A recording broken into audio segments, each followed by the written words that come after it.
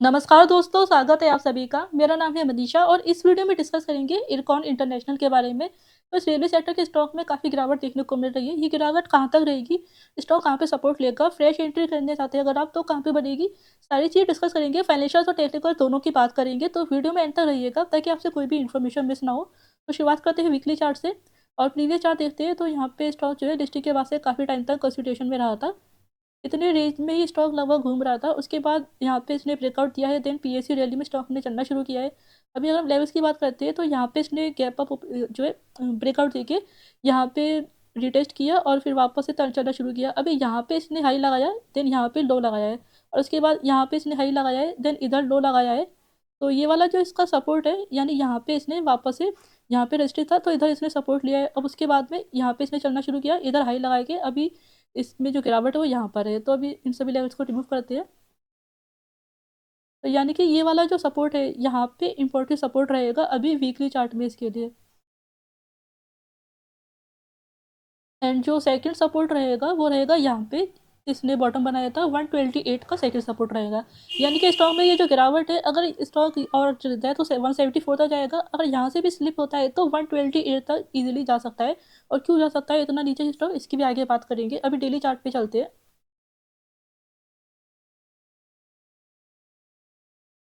तो daily chart पे हम आ गए, अब प्रीवियस चार्ट देखते हैं।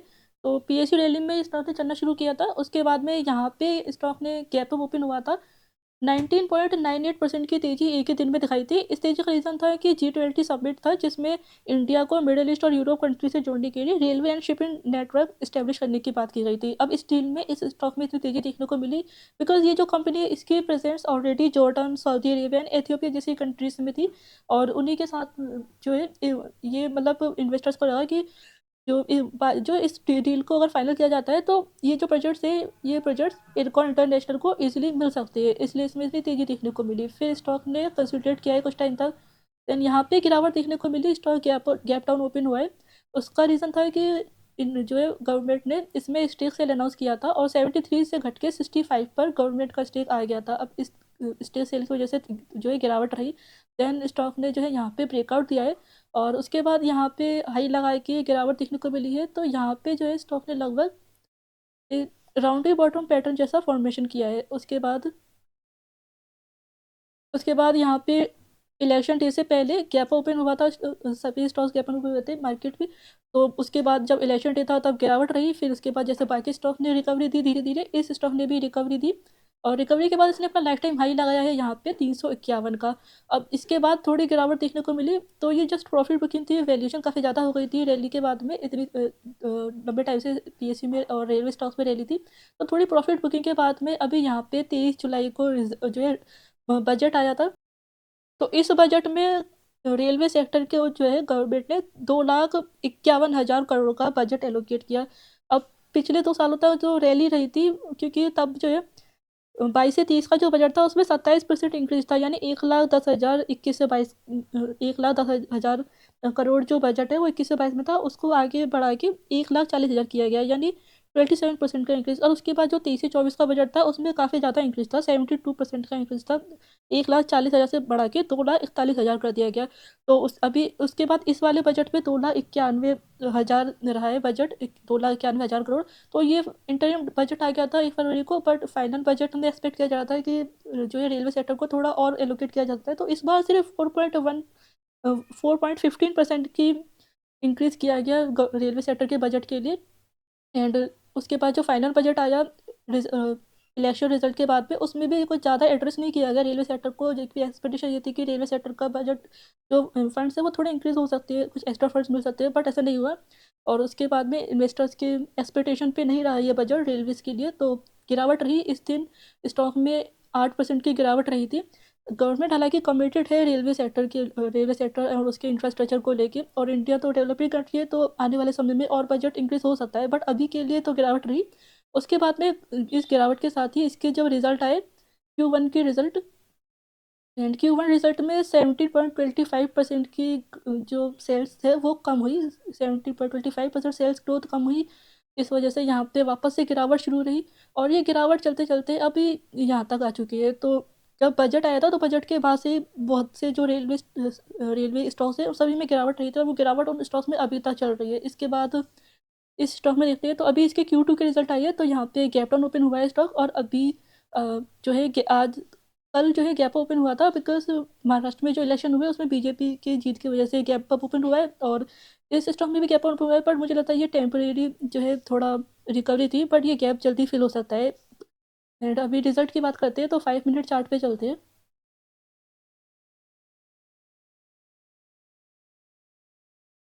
तो 5 मिनट चार्ट पे देखते हैं कि इसके जो रिजल्ट आए थे वो शाम को आए थे 6 बजे, और उसके अगले दिन स्टॉक में गैप डाउन ओपन हुआ है।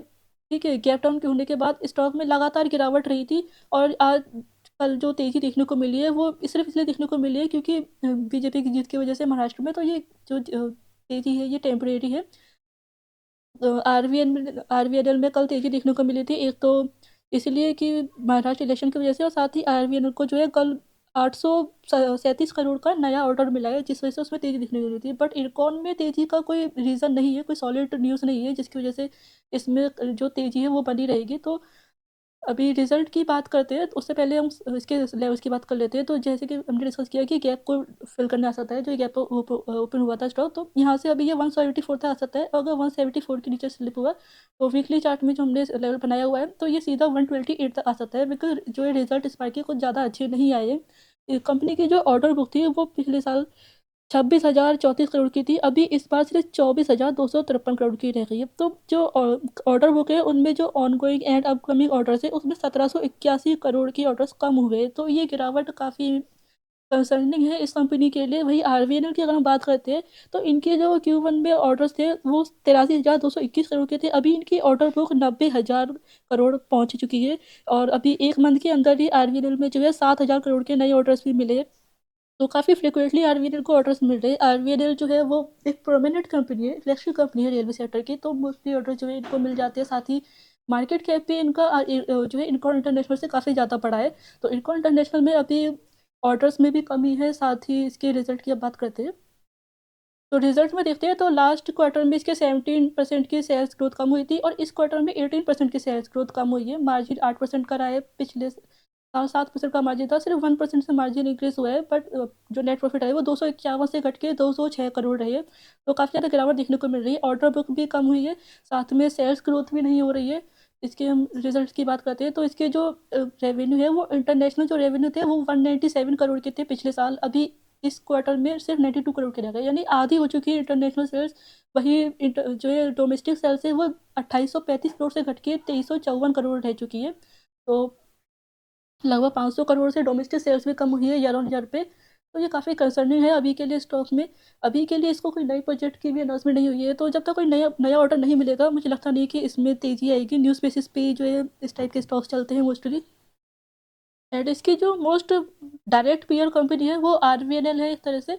इसके अगर रिजल्ट की बात करते हैं तो लास्ट क्वार्टर में इसमें भी सेल्स ग्रोथ काफ़ी कम हुई थी 25% की, बट इस क्वार्टर में सेल्स ग्रोथ ऑलमोस्ट फ्लैट है, 0.83% से कम हुई है।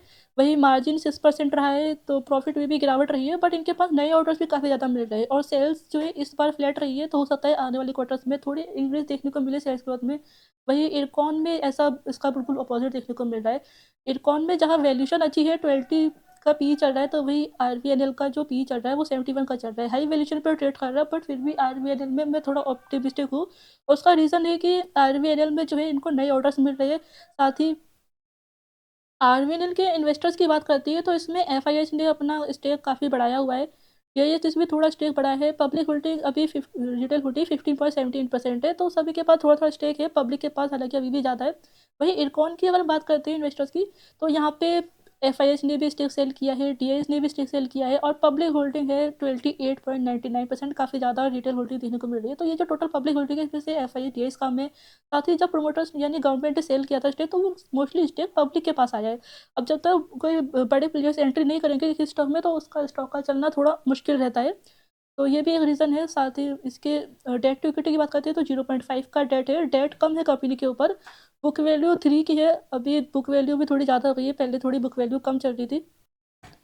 बुक वैल्यू आरवीएनएल की ज़्यादा है 11.5 की, वही इरकॉन की कम है बुक वैल्यू, एक्चुअली 3 की बुक वैल्यू है। सो बुक वैल्यू और पी रेशियो में जो है इरकॉन इंटरनेशनल ज़्यादा अच्छा है, अभी वैल्यूएशन इसकी काफ़ी कम है, बट स्टिल आप अगर इसको इस प्राइस पे बाय करेंगे तो ये आगे भी गिरावट रह सकती है, तो कोशिश करिए कि इसको कम से कम प्राइस पे, डिस्काउंटेड प्राइस पे बाय करने की कोशिश करें।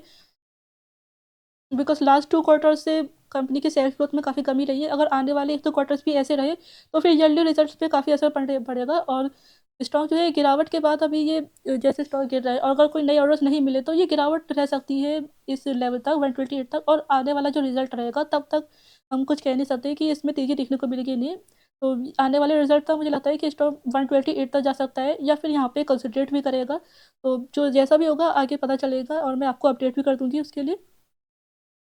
अभी कंपनी के बिज़नेस की बात करते हैं तो मिड कैप कंपनी है, 18,538 करोड़ का मार्केट कैप है, तो वही आरबीएल का मार्केट कैप 91,793 करोड़ का है।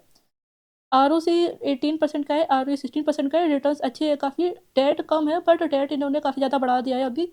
प्रीवियसली इन्होंने 0 डेट कर दिया था, पर धीरे-धीरे बढ़ा के अभी 3,385 तक ले आई है, तो नए ऑर्डर्स भी नहीं है, सेल्स ग्रोथ भी कम हो रही है, एंड डेट जो है वो काफ़ी ज़्यादा हो रखा है लास्ट कुछ ईयर से, सो डेट का बर्डन रह सकता है, इंटरेस्ट ज़्यादा पे करना पड़ेगा, तो प्रॉफिट्स में कमी आएगी।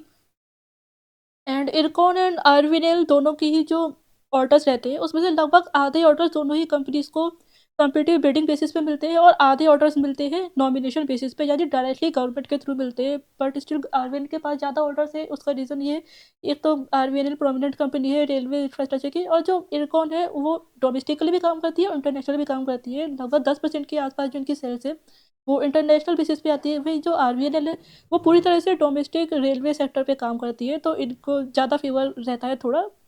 एंड थोड़ी प्रोमिनेंट कंपनी भी है, बड़ी कंपनी भी है साथ में, सो इसलिए अभी इरकॉन के पास ऑर्डर्स कम है। पर ऐसा नहीं है कि आने वाले समय में ऑर्डर्स नहीं मिलेंगे, जब ऑर्डर्स इनके पास आएंगे, इनकी ऑर्डर बुक इंक्रीज होगी, तो जो है फाइनेंशियल इंप्रूव होगी। फाइनेंशियल्स इनके अभी भी अच्छे हैं, बट अभी टेम्परेली थोड़ी फाइनेंशियल्स में दिक्कत है। ईयरली रिजल्ट्स की बात करते हैं तो 2024 में 12,331 करोड़ की सेल्स रही थी। 18% की सेल्स ग्रोथ रही इस ईयर, 8% का मार्जिन रहा, लास्ट ईयर 7% था, 1% से सिर्फ मार्जिन इंक्रीज हुआ है, और नेट प्रॉफिट 930 करोड़ के रहे, हाईएस्ट नेट प्रॉफिट रहे इस बार के। इससे पहले कोविड टाइम पे तो ऑफकोर्स फ्लैट सेल्स रही थी। एंड डिविडेंड पे आउट भी काफ़ी अच्छा है, कंपनी का लगातार अच्छा डिविडेंड दे रही है, 2024 में 31% डिविडेंड दिया है टोटल। बैलेंस शीट की बात कर चुकी है कि अभी रिजर्व 5,990 करोड़ की है, एंड बोरिंग ज़्यादा है 3,385 करोड़ की। अभी डेट टू इक्विटी कम है, 0.55 का डेट है, बट जो बोरिंग्स है वो लगातार बढ़ती जा रही है, तो अभी बोरिंग्स को भी जो है थोड़ा कंट्रोल करना पड़ेगा कंपनी को। और रेशियोज़ की बात करते हैं तो 18% का आरओसी रहा है 2024 का, अच्छा आरओसी रहा है काफ़ी। एंड इन्वेस्टर्स में अभी प्रोमोटर्स है 65.70%, एफआईआई 3.94%, डीआईएस 1.63%, और पब्लिक 28.99%। तो पब्लिक होल्डिंग अभी काफ़ी ज़्यादा है स्टॉक में, सो शेयरहोल्डिंग पैटर्न अच्छा नहीं है कंपनी का फिलहाल। एंड इस वीडियो में बस इतना ही। आई होप कि वीडियो आपको अच्छा लगा होगा। अगर वीडियो अच्छा लगा है तो वीडियो को लाइक कर दीजिए, और चैनल पे नए हैं तो चैनल को सब्सक्राइब कर दीजिए। एंड कोई भी क्वेश्चन है, किसी और स्टॉक पे वीडियो चाहिए तो कमेंट कर दीजिए, आपको रिप्लाई जरूर मिलेगा। थैंक यू फॉर वॉचिंग, मिलते हैं नेक्स्ट वीडियो में।